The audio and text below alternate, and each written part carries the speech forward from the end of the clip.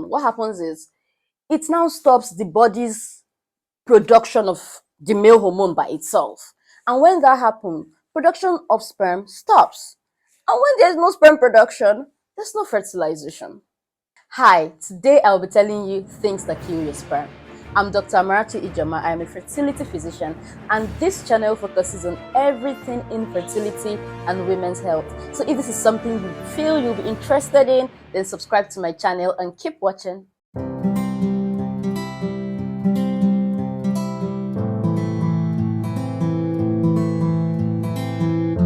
Male infertility accounts for about 30% of all couples that are finding it difficult to conceive.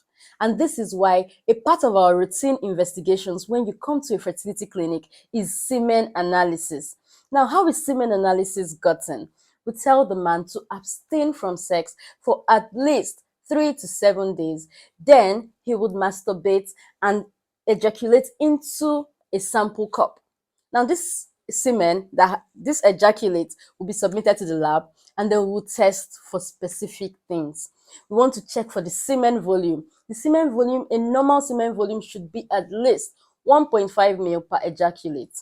They want to check for the sperm count, how much sperm cells is in that particular ejaculate that you gave us in the cup.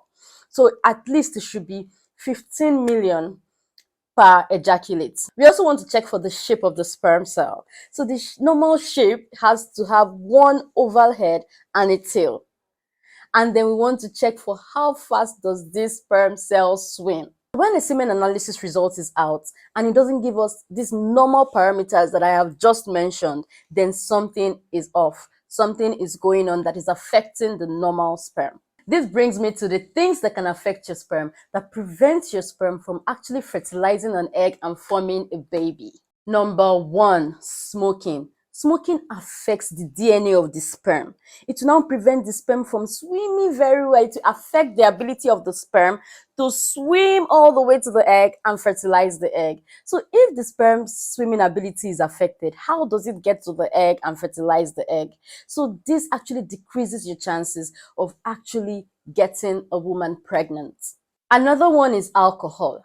When you take alcohol, too much alcohol in excess, it actually can cause a female hormone in your body to increase, thereby affecting the production of sperm. It affects sexual function. And if you can't function sexually, you won't be able to, get a woman pregnant. So you have to reduce your alcohol intake to at least 1 or 2 standard drinks once in a week or once in 2 weeks. Just reduce your alcohol intake, because the studies have shown that it actually occurs when you take excess alcohol. Cannabis. So some people smoke cannabis, use it to cook and whatnot. This can actually affect the ability of your sperm to swim. And like I said, if your sperm can't swim, it can't get to the egg to fertilize the egg. Another one is steroids. When you take excess steroid, testosterone is a male hormone. So when you take excess of these things, when you're gymming and then you feel like, oh, your muscles are not getting big enough, fast enough, and then you decide to go and start pumping steroids into your body, let me tell you something. Steroids has so many side effects. It also affects your sperm. It affects the ability of your sperm to swim and get to the egg.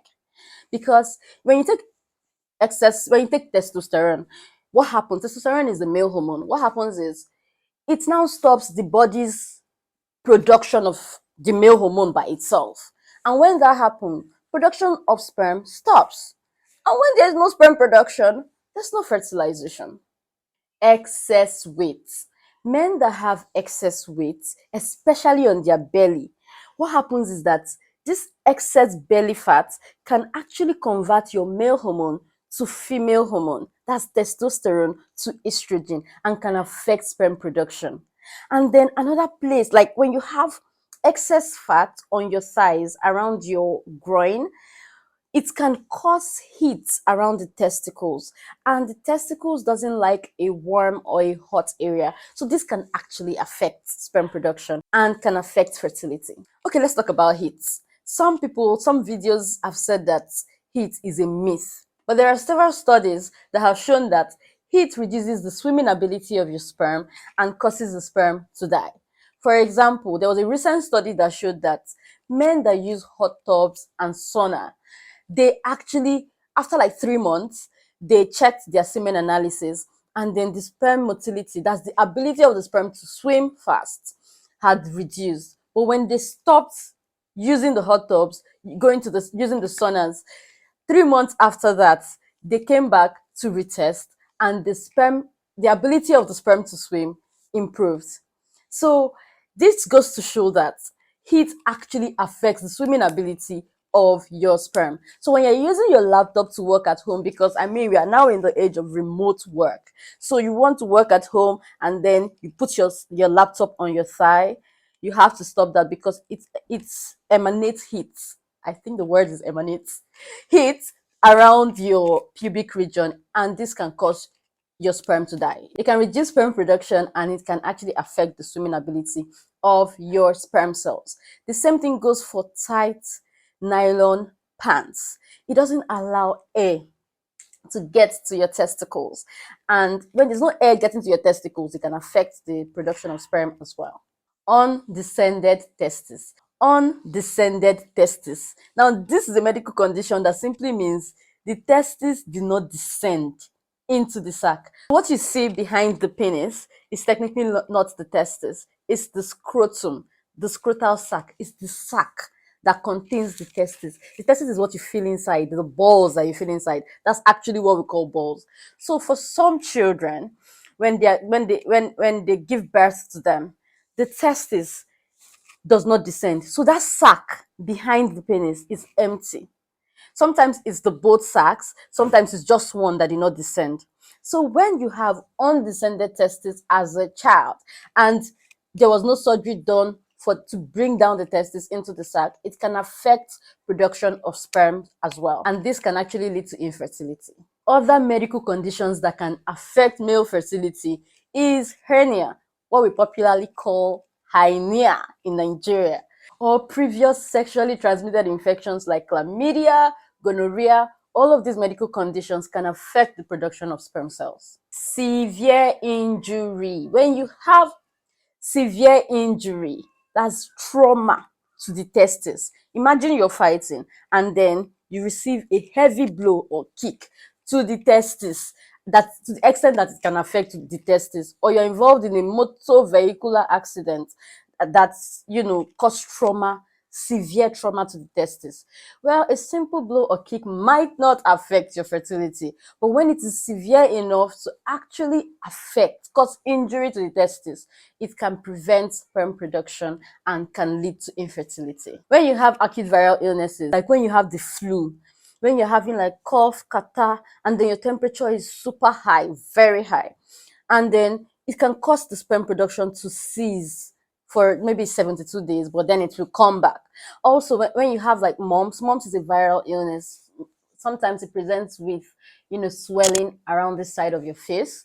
When you have that, it can actually cease sperm production for about 72 days. This does not happen with every flu, but sometimes, depending on the severity, and sometimes these illnesses can cause your temperature to really rise. So when this happens, it could cease your sperm production for about 72 days. And this is the amount of days that it takes for sperm to be produced. Increase in age. Yes, this might come as a shock to so many people because they assume that, oh, it's only women, that when they are getting older, it affects their fertility. For men, when they're getting older, it also affects their fertility. So this can also affect your sperm. Chemotherapy.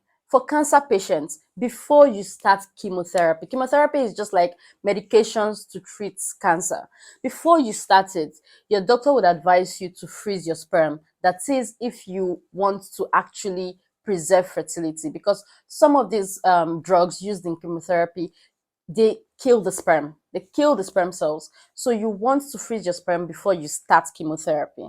Also, some antidepressants can affect sperm production. So if you're currently seeing a mental health specialist that is prescribing medications for you, you want to ask your doctor or your mental health specialist if that particular medication could affect your sperm for the period that you're taking it.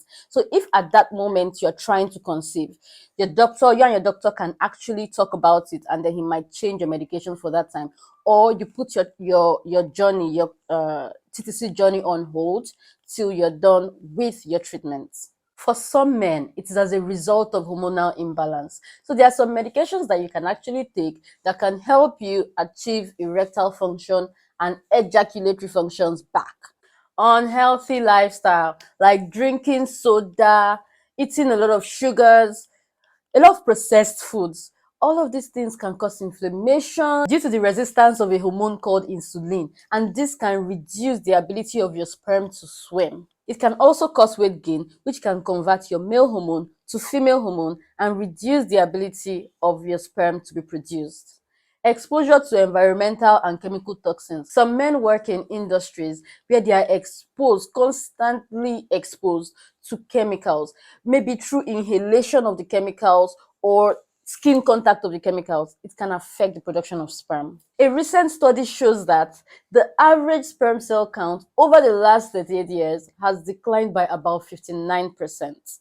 This is not a good statistics. So some of the things you should consider avoiding are all of the things that I have mentioned in today's video. If you found today's video informative and you want more videos like this, subscribe to my channel, click that red subscribe button below, like this video, share with your friends, and drop a comment if you have questions. See you in my next video.